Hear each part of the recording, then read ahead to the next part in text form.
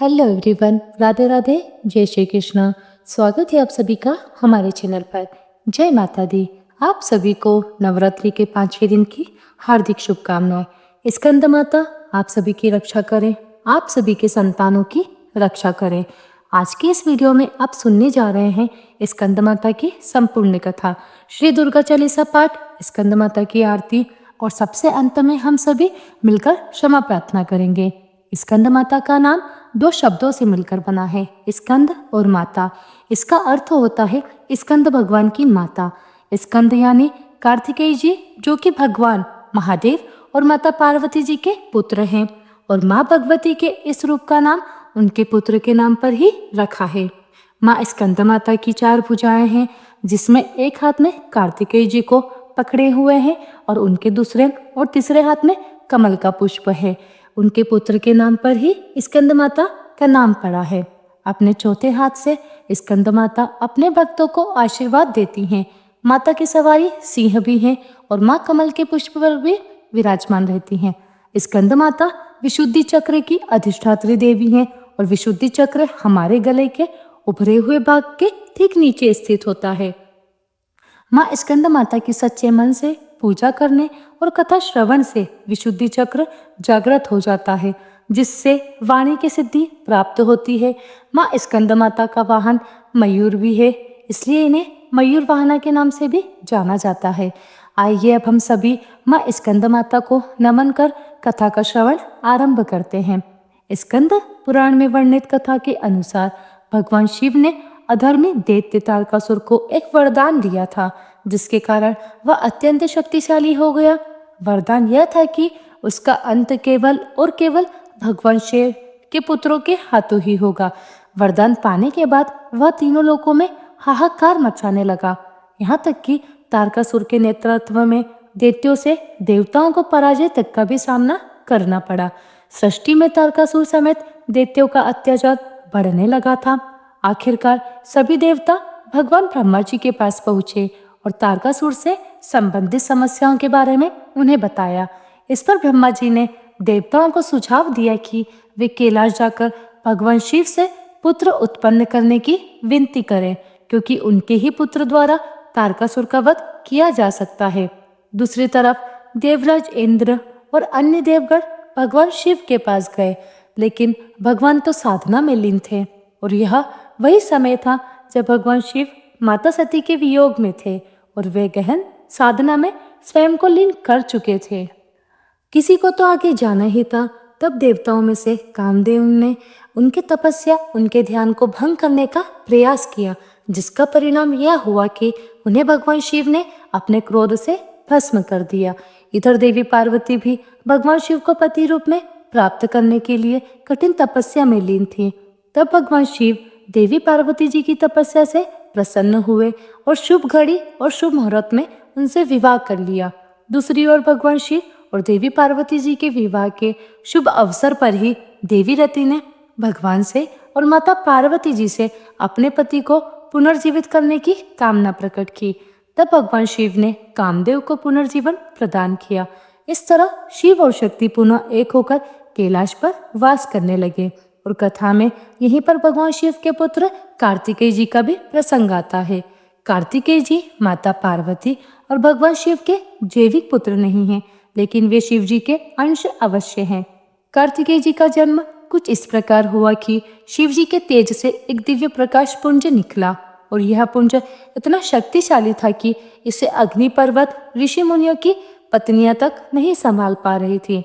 शिवांश इतना तेज था कि कोई भी उसे संभाल नहीं सका, और जब यह तेज धरती पर पड़ा तो धरती माता से भी इसे संभालना कठिन हो गया। इसके बाद यह दिव्य तेज पुंज चलता ही रहा और इस प्रकार यह गंगा जी के जल में तैरने लगा। लेकिन देवी गंगा जी भी उस प्रकाश पुंज को सहन नहीं कर पाई और उसे सरकंडे के एक वन में त्याग दिया। समय बीतने के साथ ही शिव जी का अंश वह एक बालक के रूप में परिवर्तित हो गया। 6 मुख वाले उस बालक का पालन पोषण कृतिकाओं ने किया था, जिसके कारण ही उस बालक का नाम कार्तिकेय पड़ गया। भगवान शिव जी के तेज से उत्पन्न हुए इस बालक का यानी कार्तिकेय जी का वन में ही पालन पोषण होने लगा। कार्तिकायन एक माता की भांति उस बालक का ध्यान रखती थी। उधर माता पार्वती जी ने भी एक तेजवान बालक कार्तिकेय जी के बारे में सुना और इस बारे में भगवान शिव को भी बताया। तब भगवान शिव ने उन्हें जानकारी दी कि कार्तिकेय जी उनके ही पुत्र हैं। इसके बाद भगवान शिव ने अपने गणों को बुलाया और कहा कि तुम उस सरकंडे के वन में जाओ, वह एक बालक है जो अपनी वीरता का प्रदर्शन कर रहा है। वह हमारा अंश है, हमारा पुत्र है, उसे सम्मान के साथ लेकर आओ। तब शिव जी के आदेश के बाद शिवक उस वन में पहुंचे और कुमार कार्तिकेय को कृतिकाओं सहित बड़े सम्मान के साथ भगवान शिव के सम्मुख ले आए। उस बालक को देखकर कैलाश पर्वत में आनंद छा गया। वहीं कार्तिकेय जी के आ जाने के बाद अब वह समय भी आ गया जब उन्हें शिव पुत्र के द्वारा तारकासुर का वध होना था। भगवान शिव के पुत्र कार्तिकेय जी अत्यंत वीर थे और उन्हें तारकासुर का वध भी करना था। तब देवी पार्वती जी ने स्कंदमाता रूप धरकर अपने पुत्र कार्तिकेय को सेना के कुशल नेतृत्व की शिक्षा दी। उन्हें युद्ध के सभी कौशल सिखलाए, युद्ध की सभी रणनीतियां सिखाई और तब इस प्रकार कार्तिकेय जी को देवसेना का सेनापति नियुक्त कर दिया गया और इस प्रकार सभी देवता उनके नेतृत्व में तारकासुर का वध करने चल पड़े। युद्ध के मैदान में देवताओं और तारकासुर का भयंकर युद्ध हुआ और उस तरह तारकासुर शक्तिशाली कार्तिकेय जी के सामने एक क्षण भी नहीं टिक सका और वहीं कार्तिकेय जी के हाथों तारकासुर का वध हो गया। तारकासुर का वध करके कार्तिकेय जी ने अपनी सामर्थ्य शक्ति का प्रदर्शन किया था। उन्होंने अपयुद्ध कौशल से सृष्टि को तारकासुर के उत्पात से, उसके भय से मुक्त कराया था। इसलिए देवराज इंद्र ने त्रिदेवों और सभी देवताओं की सर्वसम्मति से कार्तिकेय जी को देवताओं का सेनापति नियुक्त कर दिया। इस प्रकार स्कंदमाता की पूजा में भगवान कार्तिकेय जी की कथा का ही प्रसंग मिलता है और जो भक्त सच्चे मन से इस कथा को सुनता है उसके सभी विघ्नों का नाश हो जाता है, उसके सभी शत्रु भी परास्त हो जाते हैं, उसके घर में सुख शांति छा जाती है। प्रिय भक्तजनों, स्कंदमाता को ही षष्ठी देवी या छठी माई के रूप में भी पूजा जाता है और षष्ठी देवी को ब्रह्मा जी की मानस पुत्री भी कहा गया है, जो कि निसंतानों को संतान सुख प्रदान करती है और सभी की संतानों की रक्षा करती है। तो अब आप सभी अपनी संतान के दीर्घायु जीवन की कामना से, उनके दुर्भाग्य को दूर करने की कामना से षष्ठी माता की इस पावन कथा का भी श्रवण कीजिए। प्राचीन समय में प्रियव्रत नाम के एक बहुत प्रसिद्ध राजा थे। इनके पिता का नाम स्वयं भी मनु था। राजा प्रियव्रत योगीराज थे और इस कारण वे विवाह भी नहीं करना चाहते थे। तपस्या में इनकी विशेष रुचि थी, लेकिन ब्रह्मा जी की आज्ञा तथा सत्य प्रयत्न के प्रभाव से उन्होंने विवाह कर लिया। विवाह के काफी वर्ष बीत जाने पर भी उन्हें कोई संतान नहीं हुई। तब ऋषि कश्यप जी ने उनसे पुत्र श्री यज्ञ करवाया। राजा की पत्नी का नाम मालिनी था। मुनि ने उन्हें खीर प्रदान की और खीर खाने के बाद रानी मालिनी गर्भवती हो गई। कुछ समय के बाद रानी ने स्वर्ण के समान प्रभाव वाले एक कुमार को जन्म दिया, लेकिन सभी अंगों से पूर्ण होने के बावजूद भी वह बालक मृत पैदा हुआ था। अतः पुत्र के शोक में माता को मूर्छा आ गई। राजा प्रियव्रत उस मृत बालक को लेकर शमशान में गए और उस एकांत भूमि में अपने पुत्र को छाती से चिपकाकर आंखों से आंसुओं की धारा बहाने लगे। तभी वहां एक दिव्य विमान दिखाई पड़ा। शुद्ध स्फटिक मणि के समान चमकने वाला वह विमान अमूल्य रत्नों से बना था। तेज से जगमगाते हुए उस विमान के रेशमी वस्त्रों से अनुपम शोभा बढ़ रही थी। वह अनेक प्रकार के अद्भुत चित्रों और पुष्पों की मालों से सजा हुआ था। उस विमान में मन को मुग्ध करने वाली एक सुंदरी देवी को राजा प्रियव्रत ने देखा। श्वेत चंपा के पुष्प के समान उनका उज्जवल वर्ण था। देवी के मुख पर प्रसन्नता छाई हुई थी और वे मुस्कुरा रही थी। रत्नमय आभूषण उनकी शोभा बढ़ा रहे थे और योग शास्त्र में पारंगत वे देवी भक्तों पर अनुग्रह करने के लिए आतुर थी। ऐसा जान पड़ता था कि वे मूर्तिमती कृपा ही हो। देवी को प्रत्यक्ष सामने देखकर राजा ने अपने बालक को जमीन पर रख दिया और बड़े आदर के साथ देवी की पूजा तथा स्तुति की। उस समय षष्ठी देवी अपने तेज से देदीप्यमान थी। उनका शांत विग्रह ग्रीष्मकालीन सूर्य के समान चमक रहा था। उन्हें प्रसन्न देखकर राजा ने पूछा, सुशोभने का सुवस्त्र वरो है, आप कौन है? आपके पतिदेव कौन है और आप किसकी कन्या हो? आप स्त्रियों में धन्यवाद तथा आदर की पात्र हो। जगत को मंगल प्रदान करने में प्रवीण तथा देवताओं को रण में सहायता पहुंचाने वाली वे भगवती देवसेना थी। पूर्व समय में देवता दैत्यों से परास्त हो चुके थे। इन देवी ने ही स्वयं सेना बनकर और देवताओं का पक्ष लेकर युद्ध किया था। इनकी कृपा से देवता विजय हो गए थे, अतः इनका नाम देवसेना पड़ गया। महाराज प्रियव्रत की बात सुनकर वे उनसे कहने लगी, राजन, मैं ब्रह्मा जी की मानस कन्या हूँ। जगत पर शासन करने वाली मुझे देवी का नाम देवसेना है। विधाता ने मुझे उत्पन्न करके स्वामी कार्तिकेय को सौंप दिया है। मैं संपूर्ण मातृकाओं में प्रसिद्ध हूँ। भगवती मूल प्रकृति के छठे अंश से प्रकट होने के कारण विश्व में देवी षष्ठी के नाम से मैं प्रसिद्ध हूँ। मेरे प्रसाद से पुत्रहीन व्यक्ति सुयोग्य पुत्र, प्रियाहीन जन, प्रिय दरिद्री, धन तथा कर्मशील पुरुष कर्मों के उत्तम फल प्राप्त कर लेते हैं। राजन, सुख दुख, शोक हर्ष, मंगल संपत्ति और विपत्ति यह सब कर्म के अनुसार होते हैं। अपने ही कर्म के प्रभाव से पुरुष अनेक पुत्रों का पिता होता है और कुछ पुत्रहीन भी हो जाते हैं। किसी को मेरा हुआ पुत्र तो किसी को दीर्घजीवी पुत्र प्राप्त होता है। यह सब कर्मों का ही फल है। गुणी, अंगहीन, अनेक पत्नियों का स्वामी, भार्या रहित, रूपवान, रोगी और धर्मी होने में मुख्य कारण कर्म ही तो है। कर्म के अनुसार ही व्याधि होती है और पुरुष आरोग्यवान भी होता है। अतः राजन, कर्म सबसे बलवान है। यह बात श्रुति में ही कही गई है। इस प्रकार कहकर षष्ठी देवी ने उस बालक को उठा लिया और अपने महान ज्ञान के प्रभाव से खेल खेल में ही उसे पुनः जीवित कर दिया। अब राजा ने देखा तो स्वर्ण के समान बालक प्रभाव वाला वह बालक मुस्कुरा रहा था। अभी महाराज प्रियव्रत उस बालक को देख ही रहे थे कि षष्ठी देवी उस बालक को लेकर आकाश में जाने को तत्पर हो गई। यह देखकर राजा के कंठ, ओष्ठ तथा तालु सूख गए। उन्होंने पुनः देवी की स्तुति की। तब संतुष्ट हुई देवी ने राजा से वेदोक्त वचन कहे कि राजन, तुम स्वयंभू मनु के पुत्र हो। त्रिलोकी में तुम्हारा शासन चलता है। तुम सर्वत्र मेरी पूजा कराओ और स्वयं भी करो, तब मैं तुम्हें कमल के समान मुख वाला यह मनोहर पुत्र प्रदान करूंगी। इसका नाम सुवर्त होगा। इसमें सभी गुण तथा विवेक शक्ति विद्यमान रहेगी।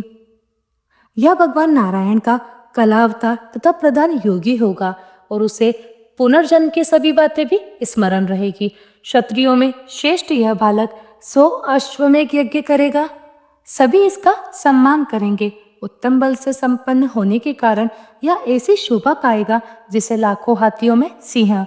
यह धनी, गुणी, शुद्ध विद्वानों का प्रेम भाजन तथा योगियों, ज्ञानियों एवं तपस्वियों का सिद्ध रूप होगा। संपूर्ण त्रिलोकी में इसकी कीर्ति फैल जाएगी। यह सबको सब संपत्ति प्रदान करेगा। इस प्रकार कहने के पश्चात शस्त्री देवी ने राजा को वह पुत्र दे दिया। राजा प्रियव्रत ने पूजा की सभी बातें स्वीकार कर ली। इस प्रकार भगवती देवसेना ने उन्हें उत्तम वर देकर स्वर्ग के लिए प्रस्थान किया। फिर राजा भी प्रसन्न होकर अपने मंत्रियों के साथ राजमहल में लौट आए और पुत्र के विषय में सारा वृत्तांत सभी को कह सुनाया। ऐसे प्रिय वचन सुनकर सभी स्त्री पुरुष परम संतुष्ट हो गए। फिर राजा ने सर्वत्र पुत्र प्राप्ति के उपलक्ष्य में मांगलिक कार्य आरंभ करा दिए। भगवती की पूजा की, ब्राह्मणों को बहुत सारा धन दान दिया। तभी से प्रत्येक मास में शुक्ल पक्ष की षष्ठी तिथि के अवसर पर षष्ठी देवी का महोत्सव यत्नपूर्वक मनाया जाने लगा। बालकों के प्रसव गृह में छठे दिन, 21वें दिन तथा अन्नप्राशन के शुभ समय पर यत्नपूर्वक देवी की पूजा होने लगी। सर्वत्र इसका पूरा प्रचार हो गया और राजा प्रियव्रत भी स्वयं इसकी पूजा करते थे। ऐसी है षष्ठी देवी की महिमा। सभी प्रेम से बोलिए, षष्ठी माई की जय। प्रिय भक्तजनों, कलयुग के मध्यकाल में जब पृथ्वी पर पाप अपने चरम पर पहुंच चुका था, तब मनुष्य के जीवन में सबसे बड़ा संतान का सुख धीरे धीरे लुप्त होने लगा। लोग धन, प्रतिष्ठा और भोग विलास में इतने डूबने लगे कि उन्होंने देवी देवताओं का स्मरण केवल कठिन समय में ही करना उचित समझा। तब प्राचीन ग्रंथों में वर्णित षष्ठी माता जो प्रत्येक बालक की जन्म से लेकर उसके जीवन तक की रक्षा करती थी, उनसे लोगों का वह विश्वास कम होने लगा। पहले जहाँ प्रत्येक छठे दिन माता की पूजा होती थी, नवजात शिशु के लिए व्रत रखे जाते थे, वह सब कुछ केवल एक परंपरा, एक श्रुति बनकर रह गया था और उसमें श्रद्धा का भी अभाव था। एक नगर में सोमेश और उसकी पत्नी गौरी रहते थे। वे धनवान थे, परंतु निसंतान होने के कारण भीतर से अत्यंत दुखी रहते थे। उन्होंने अनेक चिकित्सकों, तांत्रिकों और उपायों का सहारा लिया, परंतु कुछ भी सफलता नहीं मिली। एक दिन उनकी भेंट एक वृद्ध साध्वी से हुई, जिन्होंने शांत स्वर में कहा, हे पुत्र, तुमने सबका सहारा लिया पर उस माता को भूल गए जो संतानों की अधिष्ठात्री है। तब गौरी ने आश्चर्य से पूछा, कौन माता? वृद्धा साध्वी ने उत्तर दिया, वो है षष्ठी माता, जिनकी कृपा के बिना कोई भी बालक सुरक्षित नहीं रहता। गौरी ने जब यह बात अपने पति को बताई, तब उसके पति सोमेश ने इसे अंधविश्वास मानकर अनदेखा कर दिया। धीरे धीरे समय बीतता रहा और एक दिन गौरी ने स्वप्न में देखा कि एक दिव्य स्त्री स्वर्णिम आभा से युक्त अपनी गोद में बालकों को लिए हुए खड़ी है। उनके चारों ओर अनगिनत बच्चे खेल रहे थे और वे सभी सुरक्षित और आनंदित थे। तब एक आवाज आई, मैं वही हूँ जिसे तुमने भुला दिया। गौरी घबराकर उठ बैठी और उसने अपने इस स्वप्न की बात अपने पति को बताई, लेकिन वह हंसकर टालने लगा। बोला, यह सब तुम्हारे मन का भ्रम है। फिर कुछ समय के बाद उस नगर में अजीब अजीब घटनाएं होने लगी। जिन घरों में बच्चों का जन्म होता, वहां अचानक बीमारियां घर कर जाती। शिशु रोते रहते और उनके रोने पर माता पिता भयभीत रहते। लोग समझ नहीं पा रहे थे कि आखिर ऐसा क्यों हो रहा है। धीरे धीरे नगर में यह चर्चा फैल गई कि कहीं ना कहीं कोई दिव्य शक्ति अप्रसन्न है। तभी वह वृद्धा साध्वी पुनः प्रकट हुई और बोली, जब कहीं पर माता का अपमान होता है या उन्हें भूल जाते हैं, तब उनका संरक्षण भी, उनकी कृपा भी कोसों दूर हो जाती है। अब तो गौरी का हृदय बदलने लगा। उसने निश्चय कर लिया कि चाहे कुछ भी हो जाए, लोग षष्ठी माता को भूल जाए, लेकिन अब वह सच्चे मन से षष्ठी माता की पूजा किया करेंगे। उसने छठे दिन व्रत रखा, मिट्टी की छोटी सी वेदी बनाकर उस पर दीप जलाया और पूरे मन से प्रार्थना की, हे माता, यदि हमने आपको भूलकर या फिर भुलाकर भूल की है तो अपनी कृपा से हमें क्षमा करें। उसकी आंखों से आंसू बहने लगे और उसका हृदय पहली बार अहंकार से मुक्त हो गया। उसी रात एक चमत्कार उसके जीवन में हुआ। गौरी ने स्वप्न में देखा कि वही दिव्य माता उसके घर आई है। उन्होंने उसके सिर पर हाथ रखा और कहा कि पुत्री, जहाँ सच्ची श्रद्धा होती है वहां मैं स्वयं आती हूँ। इस कलयुग में लोग मुझे भूल गए हैं, इसलिए मैं भी उनसे दूर हो गई हूँ, लेकिन जो भी भक्त सच्चे मन से मुझे पुकारता है, मैं उसकी मनोकामना अवश्य पूर्ण करती हूँ, उसकी रक्षा अवश्य करती हूँ।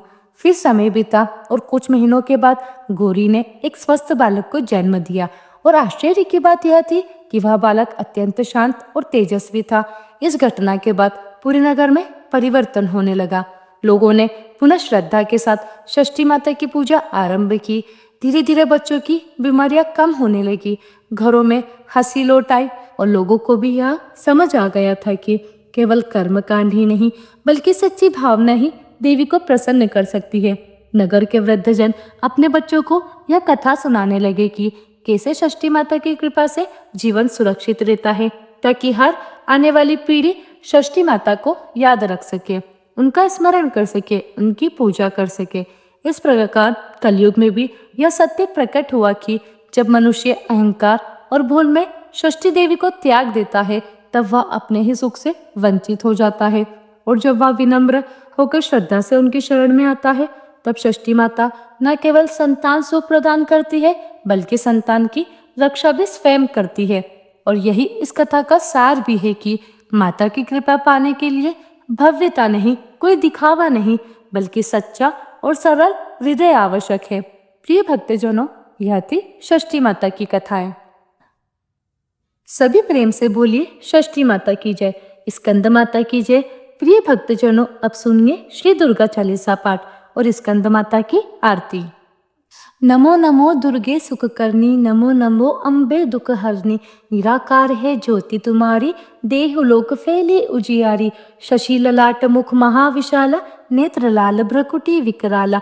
रूप मत को अधिक सुहावे, दर्श करत जन अति सुख पावे। तुम संसार शक्ति लय कीना, पालन हेतु अन्न धन दीना। अन्नपूर्णा हुई जगपाला, तुम ही आदि सुंदरी बाला। प्रलय काल सब नाशनहारी, तुम गौरी शिव शंकर प्यारी। शिव योगी तुम्हारे गुण गावे, ब्रह्मा विष्णु तुम्हें नित ध्यावे। रूप सरस्वती को तुम धारा, दे सद्बुद्धि ऋषि मुनि उबारा। धर रूप नरसिंह को अम्ब प्रगट, भय फाड़कर खंबा रक्षिका करी। प्रहलाद बचायो, हिरणाकुश को स्वर्ग पठायो। लक्ष्मी रूप धरो जग माही, श्री नारायण अंग समाही। शिर सिंधु में करत विलासा, दया सिंधु दीजे मन आशा। हिंगलाज में तुम ही भवानी, महिमा अमित न जात बखानी। मातंगी अर्ध भावनी, माता भुवनेश्वरी बगला सुखदाता। श्री भैरव तारा जगतारिणी, छिन्न भाल भव दुख निवारिणी। के हरिवाहन सोह भवानी, लांगुर वीर चलत अगवानी।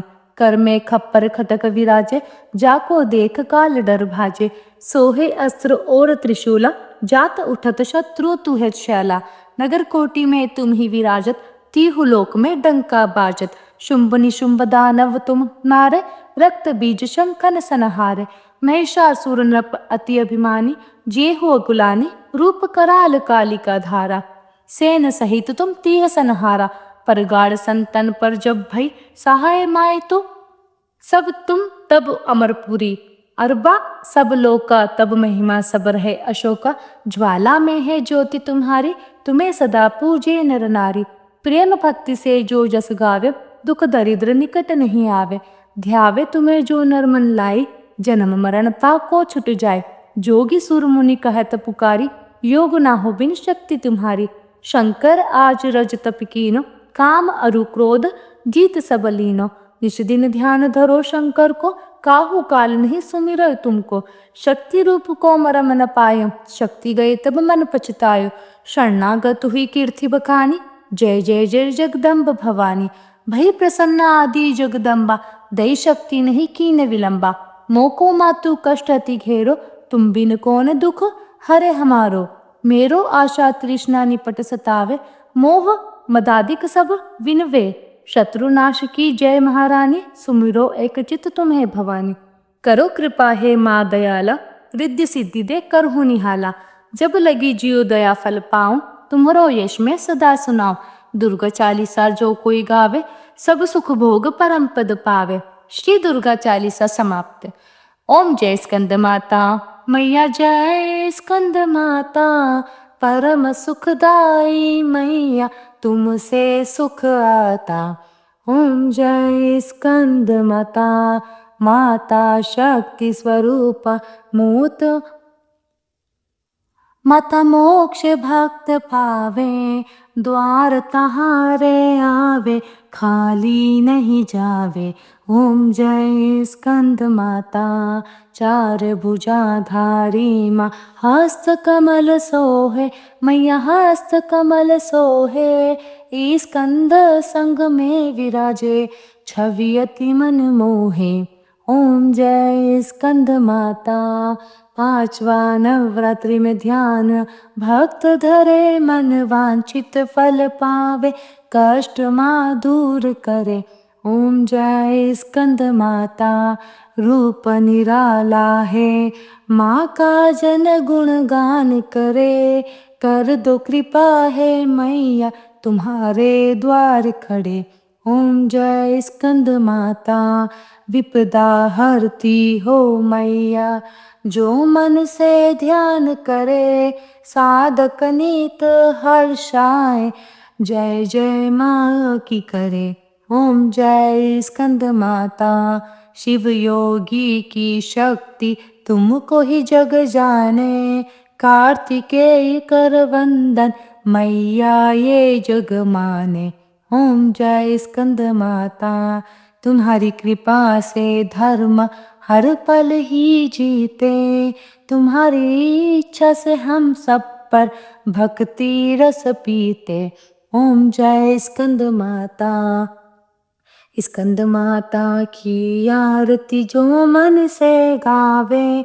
भव बंधन से छूटे, नित्य सुख वो पाए। ओम जय स्कंद माता।